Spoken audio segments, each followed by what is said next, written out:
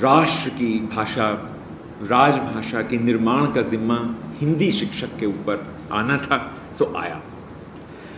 अब इस शिक्षक के दृष्टिकोण से अगर आप आज जायजा लें, पिछले 30-40 वर्षों में अनेक लोगों ने ये जायजा लिया है कि शिक्षक ने ये जिम्मा किस तरह निभाया, तो आप देखेंगे कि हिंदी को राष्ट्रभाषा बनाने के क्रम में जो लाचारियां हिंदी के सामने आईं, हमारा शिक्षक भी उन लाचारियों का ही शिकार बना। आज आप किसी भी विद्यालय में, चाहे वो अंग्रेजी माध्यम हो, चाहे वो दावा करता हो कि वो अंग्रेजी माध्यम नहीं है, ऐसे किसी विद्यालय में जाइए, हिंदी के शिक्षक से मिलिए, उसकी कक्षा में बैठिए, तो आपको बहुत देर नहीं लगेगी ये पहचानने में कि दरअसल हिंदी का शिक्षक उसी मिजाज में आज भी काम करता है जैसा मिजाज उसने 1930-40 के दशक में पाया था। पंडित सीताराम चतुर्वेदी की किताब हिंदी शिक्षण 1946 के आसपास कहीं प्रकाशित हुई थी और वो हिंदी के शिक्षकों के प्रशिक्षण का आदि ग्रंथ सिद्ध हुई। उसके बाद बहुत कम ऐसी किताबें आई हैं जिनमें कुछ नई बात है कि हिंदी का शिक्षक कैसे पढ़ाए। शब्दों को 3 हिस्सों में बांटने की परंपरा पहले भी थी, पर अब वो प्रशिक्षण का हिस्सा बन गई कि जिसे हम हिंदी कहते हैं उसमें 3 तरह के शब्द हैं, तत्सम, तद्भव और विदेशी। और ये उर्दू के शब्द हैं जो कि अरबी फारसी की परंपराओं से आए हैं। इनका स्थान इस तीसरे दर्जे में है, विदेशी शब्दों में है। जो हमारी बोलियों के शब्द हैं उनका स्थान दूसरे दर्जे में है, तद्भव में। और हिंदी शिक्षक का काम है कि जैसे ही वो बच्चे को तद्भव या विदेशी शब्दों का प्रयोग करता हुआ सुने या उन शब्दों के उच्चारण से उसका उच्चारण प्रभावित होता हुआ देखे, तो तुरंत उसके कान खड़े हो जाएं, वो चौकन्ना हो जाए और वो बच्चे को उस तद्भव शब्द की जगह या उस उर्दू के विदेशी शब्द की जगह, जिसको विदेशी कहता है, वो तत्सम शब्द की सलाह दे। और अगर बच्चे ने लिख दिए हैं ऐसे शब्द तो उन पर गोला बना के उसकी जगह कोई तत्सम शब्द सुझाए।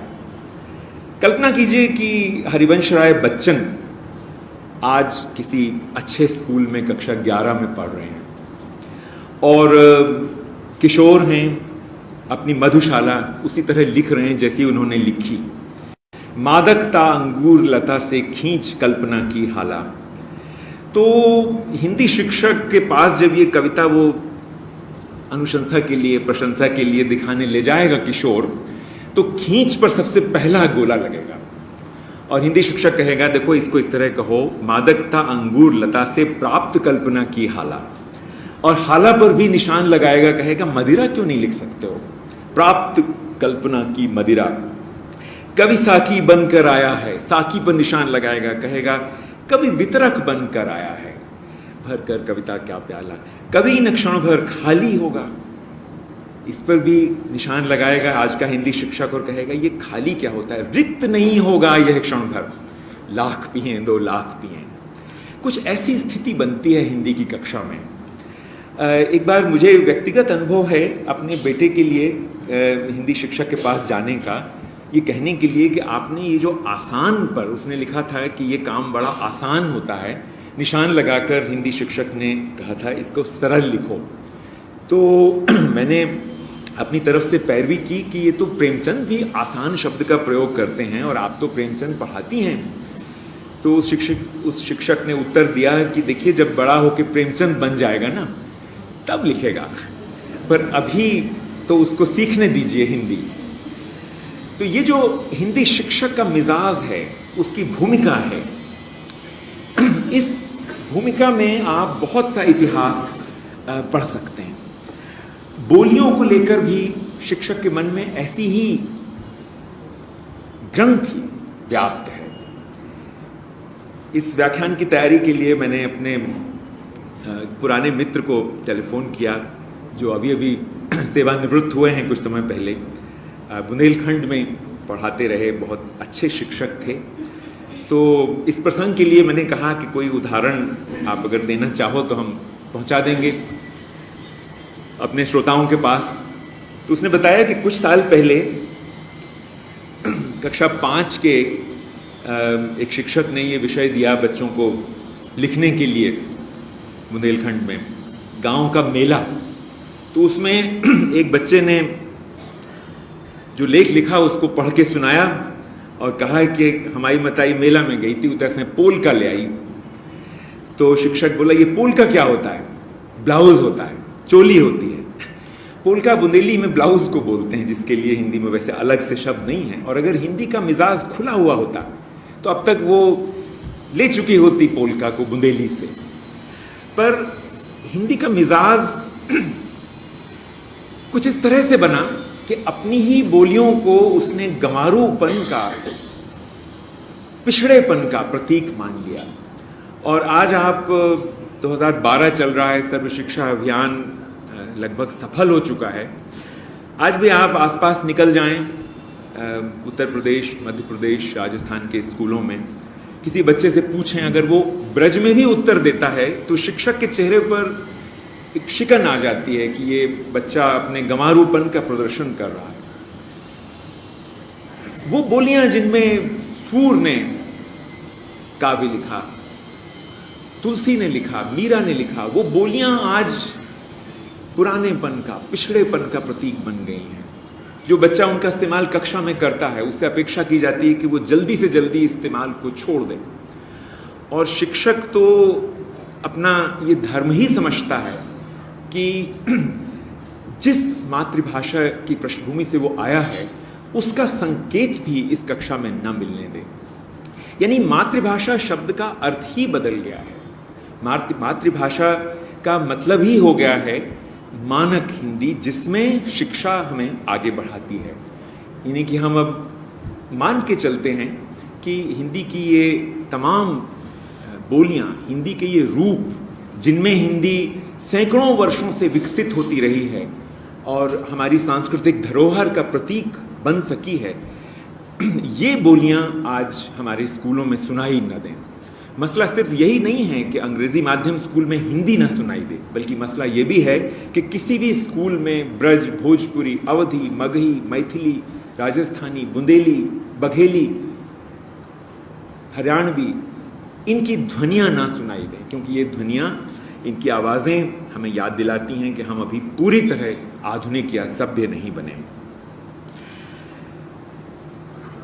क्या हैं ये भाषाएं? भाषाविदों से पूछें तो वो कहेंगे नहीं, ये पूरी भाषाएं हैं, सिर्फ बोलियां नहीं हैं। तो इनको क्या दर्जा दिया जाए? अगर वो हिंदी जिसमें सरकार काम करती है मानक हिंदी है, जिसका कार्यालय लोकनायक भवन में है, राजभाषा का कार्यालय जो गृह मंत्रालय का अंग है, जो इतना हैसियत पाया हुआ विभाग है, अगर वो हिंदी मानक कहलाती है तो इस हिंदी को क्या नाम दें जो ब्रज में बोली जाती है, अवधी में बोली जाती है? क्या इसको अमानक हिंदी कहें? मन को कुरेदने के लिए ऐसे सवाल बहुत ही जरूरी हैं। और इन सवालों के आलोक में अगर हिंदी के इतिहास पर, हिंदी साहित्य के इतिहास पर आप गौर करेंगे तो अशोक वाजपेयी की बात से आप निश्चित रूप से सहमत होंगे। और ये है उनका कथन जो उन्होंने बोलियों और भाषा के संबंधों पर अपने एक लेख में लिखा है कि हिंदी ने अपने इतिहास को अपने भूगोल से कमतर बनाया है। यानी कि हिंदी का भूगोल, जो कि सिंध से और पाकिस्तान के पश्चिमोत्तर प्रांत से लेकर के बंगाल के सिरे तक फैला हुआ भूगोल है, इसके इतिहास पर, इसके स्वीकृत इतिहास को अगर आप पढ़ें, हिंदी साहित्य का इतिहास, चाहे वो जिसका भी लिखा हुआ हो, सबसे मशहूर तो रामचंद्र शुक्ल का ही है, पर और भी इतिहास इस बीच में कई लिखे गए हैं, छात्रोपयोगी, परीक्षोपयोगी, किसी को भी पढ़ें तो आप पाएंगे कि उसमें कुछ ही बोलियों के महान कवियों का प्रवेश हुआ है। इस पूरे भूगोल को समेटने वाला और इस पूरे भूगोल में जो अनेक बोलियां हैं, अनेक बोली गई भाषाएं हैं, यानी कि जो वाचिक समाज में पूर्ण भाषाएं हैं, पूर्ण भाषाएं कही जाने का दर की पात्रता रखती हैं, इनको छुआ भी नहीं गया। जैसे कि इनकी रचनात्मकता उस हैसियत के योग्य नहीं पाई गई कि वो हिंदी साहित्य के इतिहास में प्रवेश कर सके। तो इस अर्थ में अशोक जी का ये कथन कि हिंदी ने अपने इतिहास को अपने भूगोल से कमतर बनाया है, एक बड़ा सार्थक विचार है जिस पर विस्तार से सोचने की हमको ज़रूरत है। ये जो स्थिति है जो कि पहले ही यानी कि आज़ादी के आने तक ही काफ़ी रुग्ण हो चुकी थी, लगातार रुग्णतर होती चली गई है।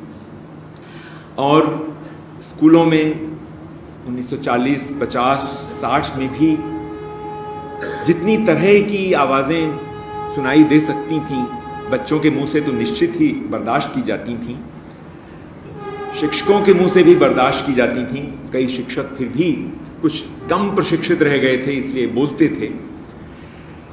वे आवाज़ें भी आज मंद पड़ गई हैं और आज एक इकहरापन स्कूल के भाषाई संसार में दिखलाई देता है। उधर ये भाषाएं जिनको हमने बोलियां कहा और संविधान में भी इनको बोलियों की ही संज्ञा दी गई, जब संविधान की एक महत्वपूर्ण धारा ने यह संकेत दिया कि मानक हिंदी का या कि आधुनिक हिंदी का शब्द भंडार बढ़ाने के लिए संस्कृत और उसके बाद उसकी बोलियों का प्रयोग होगा। इन बोलियों को भी इस तरह से संविधान ने हिंदी से एक दर्जा नीचे ही रखा और कोई आश्चर्य नहीं है कि इनमें से अनेक बोलियां इधर के दशकों में लगातार अपने अपने राजनीतिक संघर्ष के जरिए वाचिक से लिखित भाषा बनने का सपना पूरा करती रही हैं। इनमें से कई में आज शब्दकोश बन गए हैं, कई में सरकारी काम के लिए बाकायदे शब्दावलियाँ विकसित हो गई हैं। जिस दुर्घटना से हिंदी मानक हिंदी गुजरी थी, उसी दुर्घटना से ये सभी इस तरह की संघर्षरत तथा कथित बोलियां अपने को गुजारना चाहती हैं। अपने अपने क्षेत्र में वो उसी अर्थ में रानी बनना चाहती हैं जिस अर्थ में हिंदी राजभाषा के पद पर लगभग आसीन हो ही गई थी और लोकनायक भवन में तो है ही, अगर हर ऑफिस में ना हो तो भी नहीं बन सकी। अगर वो अस्पताल की भाषा, न्यायालय की भाषा, तो कम से कम बाजार और सिनेमा में तो उसका स्थान है ही। इनमें से कई बोलियां भी आज उसी आधे अधूरे संघर्ष में रत दिखाई देती हैं और प्रश्न उठता है कि क्या इनके इस आरोहण से, एक उच्चतर पद प्राप्त कर लेने से क्या हिंदी का कुपोषण कम होगा, दूर होगा? इस प्रश्न का उत्तर देते हुए याद रखना जरूरी है कि इन भाषाओं से हमारा इस हिंदी का क्या रिश्ता था। अगर वो रिश्ता गंगा जैसा था कि गंगा में पानी क्यों रहता है पटना तक, कलकत्ता तक क्यों रहता है?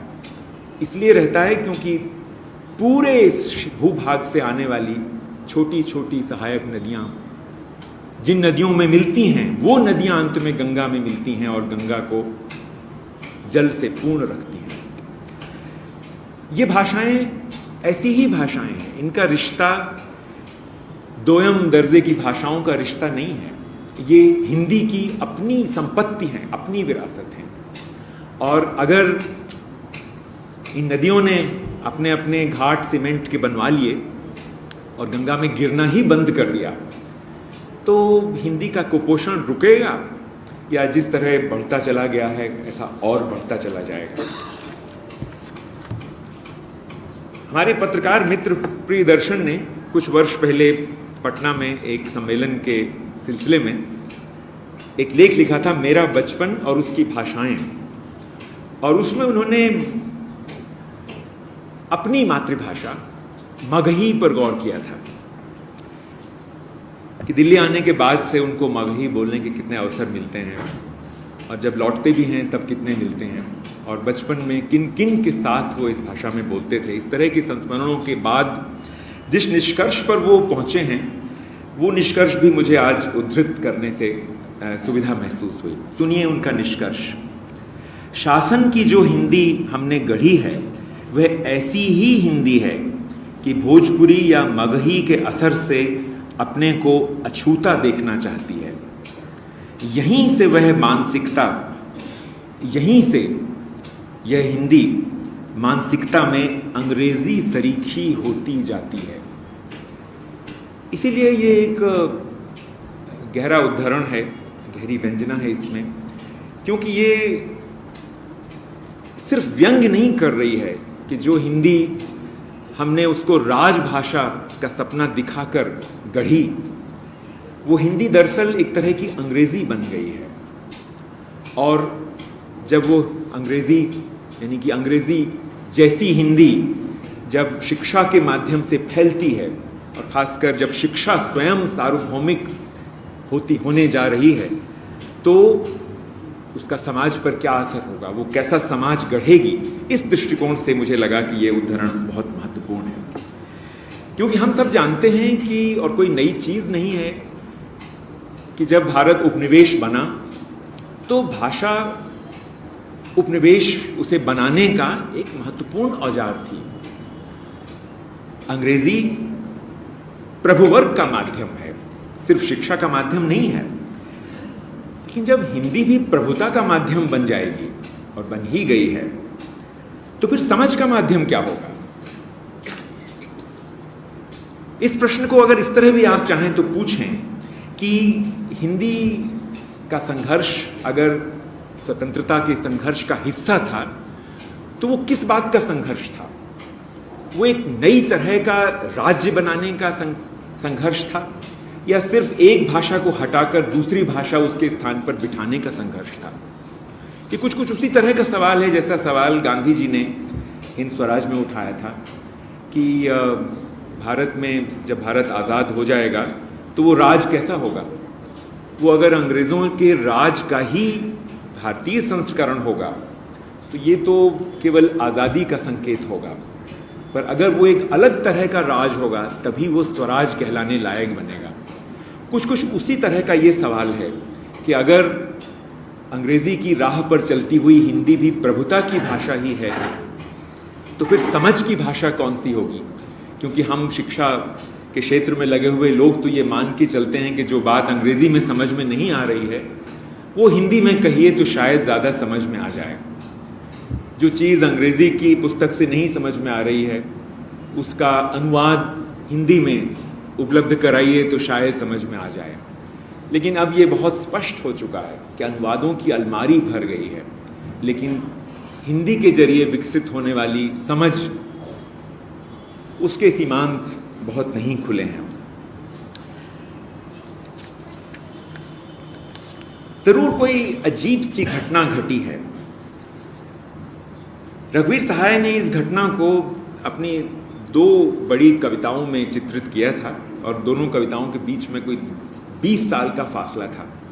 पहली कविता थी 60 के दशक की आत्महत्या के विरुद्ध उनका संग्रह, उसमें थी कि हमारी हिंदी दुहाजू की नई बीवी है, बहुत खाने वाली, बहुत सोने वाली। और 20 वर्ष बाद उन्होंने जो कविता लिखी वो थी हिंदी आंदोलन के एक तरह से पराभव की कविता। इस दूसरी वाली कविता में ये 4 पंक्तियां हैं जो जिस बात को मैंने प्रियदर्शन के उद्धरण से आप तक पहुंचाने की कोशिश की, उस बात को ही ज़्यादा गहरी, सरल, सटीक व्यंजना के जरिए रघुवीर सहाय इस तरह पहुंचाते हैं। उन्होंने लिखा है कि ये उनके लिए है जो कि हिंदी के पूजक हैं, जो कि हिंदी की नौकरी करते हैं, जो कि हिंदी को राजभाषा बनाते हैं, वो सभी लोग जिसमें हम सब शायद शामिल हैं, क्योंकि हम सब शिक्षा में हिंदी को लाने का प्रयास करते रहे हैं। हम सबके लिए कवि का ये संदेश है कि वो हिंदी का प्रयोग अंग्रेजी की जगह करते हैं, जबकि तथ्य ये है कि अंग्रेजी का प्रयोग उनके मालिक हिंदी की जगह करते हैं। दोनों में ये रिश्ता तय हो गया है, यानी कि दासता की परंपरा है जो कि सिंहासन से एक को उतार के दूसरे को बिठाकर आगे बढ़ती जा रही है। और इस सिलसिले में समाज का विघटन और विघटन से आसान बनने वाला विभाजन, जारी है।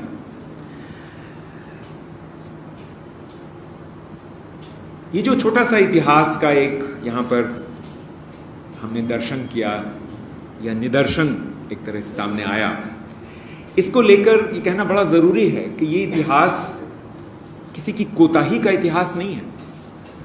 आज जब कोई हिंदी माध्यम छात्र पूछता है कि हिंदी में सामग्री उपलब्ध क्यों नहीं है या कि उच्च शिक्षा उपलब्ध क्यों नहीं कराई जा रही है, तो वो सोचता है कि ये किसी की कोताही से हुआ। बहुत से लोग सोचते हैं कि ये किसी की मूर्खता से हुआ, और भी ज़्यादा लोग सोचते हैं कि ये द्वेषवश हुआ या कि एक तरह का षड्यंत्र था। और इस तरह के जुमलों में हिंदी और अंग्रेज़ी की जो संघर्ष कथा है, उनके टकराव की कथा है, वो एक तरह से निपटा दी जाती है कि नेताओं का षड्यंत्र है, कि हिंदी सेवियों का है, या कि सरकार और हिंदी के अपने प्रभुवर्ग के बीच के किसी एक तरह के उपक्रम का ये पूरा सिलसिला था। नहीं, इस इतिहास को आज यहाँ कहने के पीछे मेरी मंशा यही थी, ये समझने की, ये कहने की कि ये सिर्फ इतिहास है। और इतिहास इसीलिए इतिहास होता है कि हम उसका दोष किसी पर ना बढ़े। जब हम दोषारोपण के लिए निकलते हैं तो समझ का रास्ता अपने आप ही बंद हो जाता है। सन 30 के दशक में हमारे सामने दुनिया के जो भी निदर्श मौजूद थे एक राज्य के, राष्ट्र के रूप में, उन नमूनों में हमें अपने जैसा कोई नमूना नजर नहीं आता था। बहुत से बहुत नजर आता था तो सोवियत संघ नजर आता था, जो अन्य कारणों से हमें वरेण्य नहीं लगता था, क्योंकि सोवियत संघ की जो शासन प्रणाली थी वो उस तरह से लोकतांत्रिक नहीं थी जिस तरह से भारत का बनता हुआ संविधान चाहता था। और इसलिए सोवियत संघ की शैली का देश, हालांकि वो भी आगे चल के टिका नहीं, और वो भी एक इतिहास की ही मिसाल है कि वो क्यों नहीं टिका। उसने अपनी भाषाओं के साथ कितना न्याय किया। भाषा उस राष्ट्र राज्य को क्यों नहीं बना पाई जो बहुभाषिक होने का दावा करता था, जो कि एक राष्ट्र के भीतर कई राष्ट्रीयताओं की स्वीकृति के साथ, और वो भी एक क्रांति के साथ शुरू हुआ था। वो हमारे सामने एक नमूना उस समय नहीं था, लेकिन बाकी देश थे जिनकी एक एक भाषा थी। उस क्षण में शायद ये संभव ही नहीं था, राष्ट्र निर्माण के उस संवेदनशील क्षण में जब विभाजन सर पे खड़ा था और लगता था कि धर्म के नाम पर जो विभाजन हो रहा है, भाषा भी उसका माध्यम बनेगी, और पाकिस्तान में बनी ही आखिरकार। आज भी पाकिस्तान में हिंदी की अनेक बोलियां भाषा बनने का वैसा ही संघर्ष कर रही हैं जैसा भारत में मैथिली, भोजपुरी इत्यादि भाषाएं करती रही हैं। और जिस भाषा को उर्दू अपनी, जिस भाषा को पाकिस्तान अपनी राजभाषा, हमारी ही तर्ज पर राष्ट्रभाषा बनाता है, उसको वहाँ की जनगणना में अपनी भाषा कहने वाले 10% से भी कम है। तो ये समस्या उनकी भी है, हमारी भी है। हम दोनों के बीच जो एक पुराना रिश्ता है वो समस्याओं से भी व्यक्त होता है।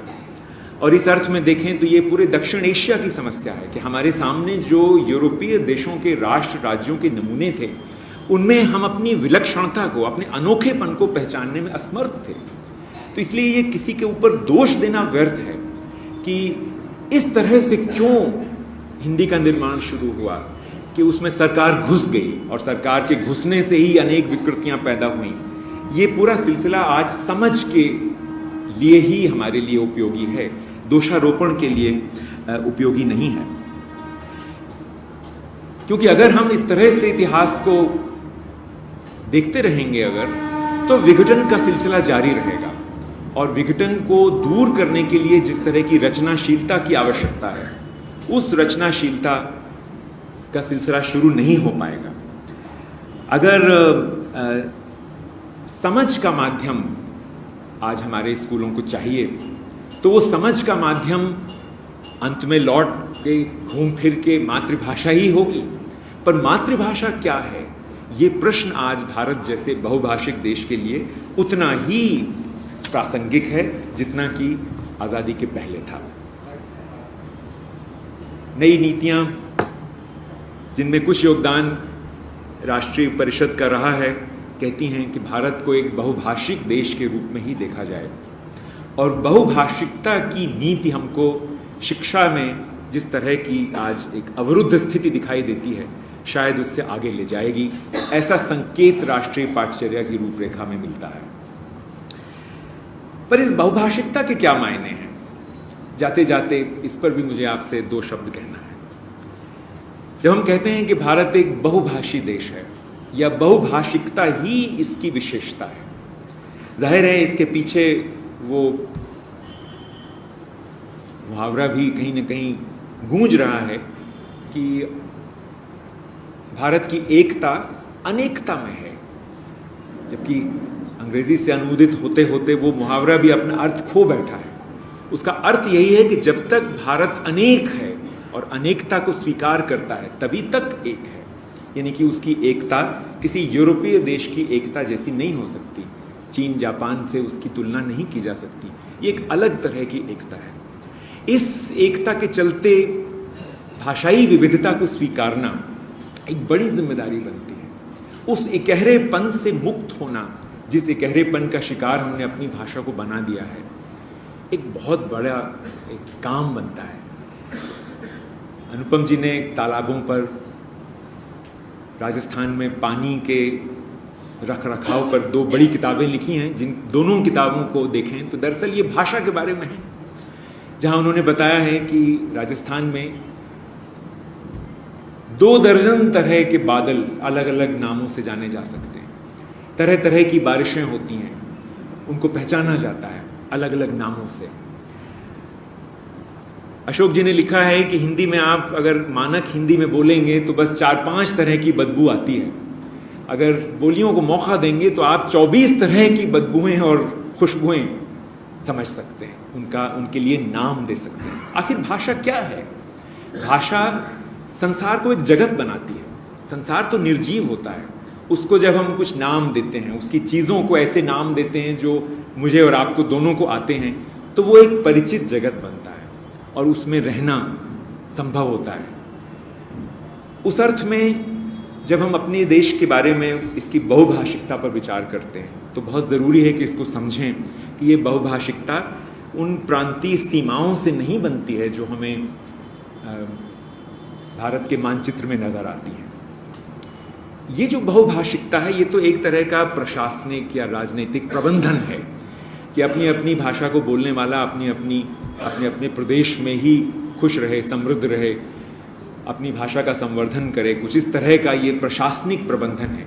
ये भारत की बहुभाषिकता का केंद्रीय लक्षण नहीं है। एक दूसरा अर्थ, जिस अर्थ में कई बार लोग बहुभाषिकता को लेते हैं, वो बहुभाषी क्षमताओं से होता है और इसके अलग अलग संकटों को इकट्ठा रख लिया जाए। क्योंकि ये जो अलग अलग पानी की बात थी, ये भी आज बिस्लेरी ने ठीक कर दी। हर जगह पानी एक जैसा बोतल में मिलता है, तो कोई आश्चर्य नहीं कि हर जगह जो मानक भाषा बन रही है वो भी एक जैसी है, और हर आदमी अपना उच्चारण ठीक करके, उन शब्दों को हटा के, किसी भी तरह के क्रियापदों से अपनी भाषा को मुक्त करके महसूस करता है कि हाँ, अब मैंने राजभाषा बोली। और राजभाषा सरकारी विभागों में तो हर 6 महीने में जांची भी जाती है कि किस तरह की भाषा में यहाँ की चिट्ठियाँ जा रही हैं, किस तरह की भाषा में यहाँ व्यवहार चल रहा है। तो इन दृष्टिकोणों से अगर देखेंगे तो बहुभाषिकता के इस तरह के पैमाने बहुत कमज़ोर सिद्ध होंगे और इनसे शिक्षा के रास्ते में कोई बहुत ज़्यादा रोशनी नहीं पड़ेगी। और जिस तरह के विघटन की बात हम कर रहे हैं आज, उसके प्रति चिंतित हो रहे हैं, उसका सिलसिला भी नहीं रुकेगा। अगर बहुभाषिकता का राजनीतिक या प्रशासनिक अर्थ से अलग कोई विशुद्ध सामाजिक अर्थ है या सांस्कृतिक अर्थ है, तो वो अर्थ यही हो सकता है कि यहाँ अनेक भाषाएं सह अस्तित्व में जीती हैं और एक दूसरे को समृद्ध करती हैं। और जब आप हिंदी के इतिहास को इधर के 60-70 सालों के इतिहास में घटी हुई कुछ घटनाओं से मुक्त करके देखें और समझें कि किस तरह के संघर्ष इसके साहित्य के भीतर चले हैं, जिनके जरिए एक बच्चन, एक रेणु हमारे बीच कुछ नई छटाएं लेके आ सके। अनेक माध्यमों में वो भाषा जीवित रही है, जिसमें अनेक बोलियों की आवाज़ें सुनाई देती हैं। वो बोलियां सिर्फ रोमांटिक नहीं हैं कि सावन का महीना पवन करे शोर, और एक लड़की बताती है नहीं, शोर एक रोमांस सा मन में जागता है जब हम अपनी बोली में, भोजपुरी में या मगही में कोई बात सुनते हैं। नहीं, ये भाषाएं रोमांस के लिए नहीं हैं, ये भाषाएं बच्चों को ठीक करने के लिए भी नहीं हैं। ये भाषाएं तो हमारी उतनी ही भाषाएं हैं जितनी कि हमारी हिंदी है, और ये हिंदी की ही भाषाएं हैं। हिंदी में जब ये भाषाएं अपनी शब्द संपदा को सौंपने के लिए उद्यत होंगी, स्वतंत्र होंगी, उनका स्वागत होगा। अपने मुहावरों को, अपनी पहेलियों को, तरह तरह की लोच की अपनी परंपराओं को जब ये हिंदी को देने के लिए स्वीकारी जाएंगी, तब हमारे क्षेत्र की बहुभाषिकता इस बहुभाषी देश का एक ऐसा अंग बन सकेगी जिस पर हम सब इत्मीनान से, कोई छाती ठोक कर नहीं, अहंकारी अर्थ में नहीं, बल्कि चैन से गर्व कर सके। ये रास्ता कक्षा के जरिए खुलेगा या संसद से, कहना बड़ा मुश्किल है। दोनों ही आज कुछ बंद से हैं। मेरा वास्ता तो कक्षा से पड़ता है, कक्षा निश्चित रूप से बंद है। उसके भीतर न तो शिक्षक आने देता है, भले ही बच्चे आते हैं उन बोलियों को लेकर, बोलना चाहते हैं, पर शिक्षक तो 5 साल की उम्र से ही चिंतित हो जाता है कि कब इसका तबादला हो मानक भाषा में, कब इसके मुंह से इसके घर की भाषा, इसकी मातृभाषा का बोलना रुके, और इस फेर में वो उसकी बोलती ही बंद करा देता है। और 5-6 साल के अंदर बच्चे उत्तर देना, पूछना बहुत कम कर देते हैं। एक और रास्ता है कक्षा में जिसके जरिए आ सकती थी ये ध्वनियाँ अंदर, ये बोलियाँ बहका सकती थी हिंदी को। वो रास्ता है बाल साहित्य का, क्योंकि बाल साहित्य के कवि को, लेखक को भाषा से खेलने का सुख लेने की छूट साहित्यकारों ने या कि साहित्य के दार्शनिकों ने दे रखी है। हिंदी में सैकड़ों की तादाद में ऐसे बाल कवि हुए हैं, लेखक हुए हैं, जिन्होंने हिंदी के साथ खेल कर दिखाया है। और ये खेल जब कक्षा के भीतर आ पाता है किसी तरह से बाल साहित्य के जरिए, तो बच्चे को एक सुकून दे सकता है। पर उसका रास्ता भी कक्षा 1 से ही बड़ी मुश्किल से थोड़ा सा खुलता है कि बाल साहित्य भी थोड़ा बहुत कभी पढ़ना चाहिए। पाठ्य पुस्तक के जरिए वो रास्ता बहुत कम खुलता है, और शिक्षक की वाणी के जरिए तो वो बहुत ही कम खुलता है। वो रास्ता जिस रास्ते से एक लचीले संबंधों का, भाषाओं के बीच, वर्गों के बीच, समाजों के बीच एक लचीले संबंधों का रास्ता प्रशस्त होगा। इस कल्पना के लिए ये क्षण बहुत उपयुक्त है, क्योंकि कोई 100 साल के लंबे अवरोधन के बाद संसद ने एक कानून पास किया जिसका नाम है शिक्षा का अधिकार कानून, जिसके जरिए न केवल हर शाला के लिए ये ज़रूरी हुआ कि वो किसी बच्चे को वापस ना भेजे, प्रवेश दे, बल्कि हमारे अंग्रेजी माध्यम स्कूलों के लिए भी ये ज़रूरी हो गया कि वो अपने स्कूल में कम से कम 1/4 जगहें उन बच्चों को दें जो फीस नहीं दे सकते।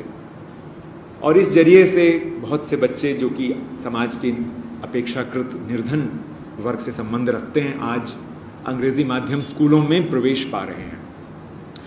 उनका प्रवेश एक अवसर है, लेकिन दुनिया देखती है, सोचती है कि शायद ये अवसर उनके लिए है कि इस बहाने ये बच्चे, यानी कि 1/4 जो जगहों पर गरीब बच्चे आ रहे हैं, ये कुछ बन जाएंगे।